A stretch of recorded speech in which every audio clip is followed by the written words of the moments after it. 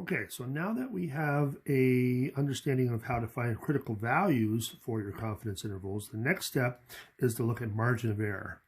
Now, if you watch the news at all and you see any kind of polls that they put up on the television, one of the things that's always in small print right in the corner, they'll say MOE plus minus, and then they'll give a percentage or something like 3.1%. That's margin of error. And this is actually how you find it. From those polls, they use this information. They use these formulas. So, a lot of blah, blah, blah in here, but the big ticket items are E is the variable for margin of error, E for error, and P hat, we already know what that is. P hat is our sample proportion. And again, we're approximating P. We don't know what that is. So the only other thing that we don't know in this formula is Q hat. So we got P hat and Q hat, and we got our critical value that we know what that is. We know how to find that. And then N, we should know what N is too based on the problem. So what is Q hat? Well, remember back in probability, your P's and Q's, this is exactly the same. You still subtract P hat from 1, and that gives you your Q hat. So now we should be able to find some error. Assume that a sample is used to estimate a population proportion P. Find the margin of error E that corresponds to the given statistics and confidence level. Okay, so we had a confidence of 98%. Sample size is 1230, of which 40% are successes. Okay, well, sample size is 1230. Well, sample size, remember, that's our N. Of which 40% are successes. So remember, P hat is the probability of success out of our sample. So 40% is our P hat. And let's write it as a decimal. So 0.40. Okay, so we got a couple variables there. We know what N is, we know what P hat is. Well, we could also find Q hat now. Q hat, well, I think we know that 60 and 40 is 100, so that should be there. And so the only thing we're lacking now is our critical value. So we're going to get that from our confidence. So I'm going to try to skip some steps a little bit with this. So 98%, which is 0.98, so that points to alpha being 0.02. So we're going to divide it by 2 next. And now, without drawing the bell, what did we essentially do with that alpha over 2? We had to subtract it from 1. So we can subtract that from 1 in our heads, right? 0.9900. So that is the 4-digit probability we have to look up to get our z-score.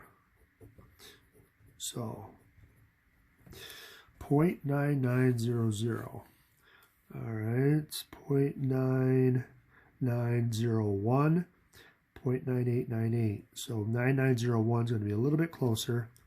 So 2.33. 2.33.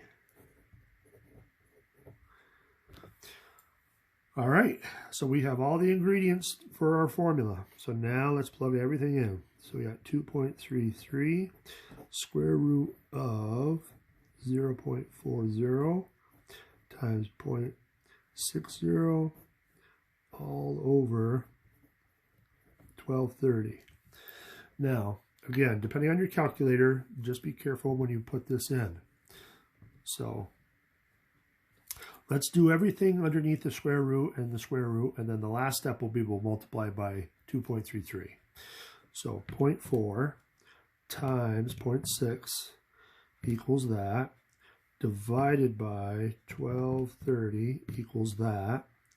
Now we got to square root it, and then we got to multiply it by 2.33. Now your answers aren't going to be very big, so you really don't want to round anything until the very, very end. And so the big question is what do I round it to? Well, if you're thinking probabilities in your mind, which you should be, you probably could go with at least 2, but probably 3 or 4 decimal places would be better. Let's just write out a little bit of it, and then we'll knock it down. 6. So I'm going to round it to 3. 3 places, so 0.033. So again, your error in for these problems aren't going to be very big. All right, let's do it again.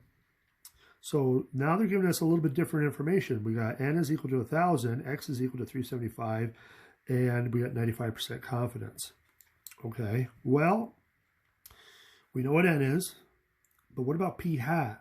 Now remember, p hat is the probability of success. And now they're telling us that we have x successes here. So by deduction, we should be able to conclude that p hat is x over n, the number of successes out of all of the trials. So if we divide this, we get our p hat, so 0.375. So q hat better be the leftovers from 1. Okay, and now the last piece is our z-score.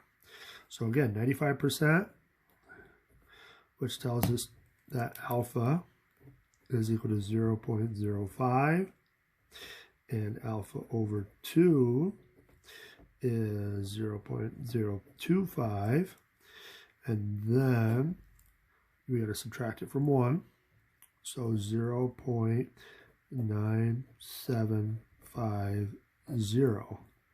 So that should get us our z-score.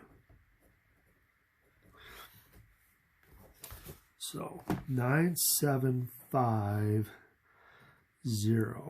9750. So we got it exactly. So 1.96. Now, here's a little trick for you. Let's look in the bottom corner of our chart. If you look in the bottom corner of your chart, you can see they have those 3 special confidence levels. So if you got 95%, 1.96 is your critical value. You don't even have to do anything. Anytime you have one of those 3, you can just immediately go right down to this corner and get those special z-scores. So let's zoom back out. But we concluded that it's 1.96. Now, I don't give you a lot of room here, so just try to squeeze it in as best you can. So E should be equal to 1.96. Shift it over a little bit. Square root of 0.375 times 0.625 all over 1,000. Okay, so let's see what we get. 0.375 times 0.625 divided by 1,000 is that. Let's square root it. And then let's times it by 1.96. Well, that one rounds pretty nicely to 0.03. So 0.03. Okay. So that is finding your error. So we know how to find critical values. We know how to find error. So the last piece of the puzzle is putting it into our interval. And that's going to be another quick formula. And we'll see that in the next video.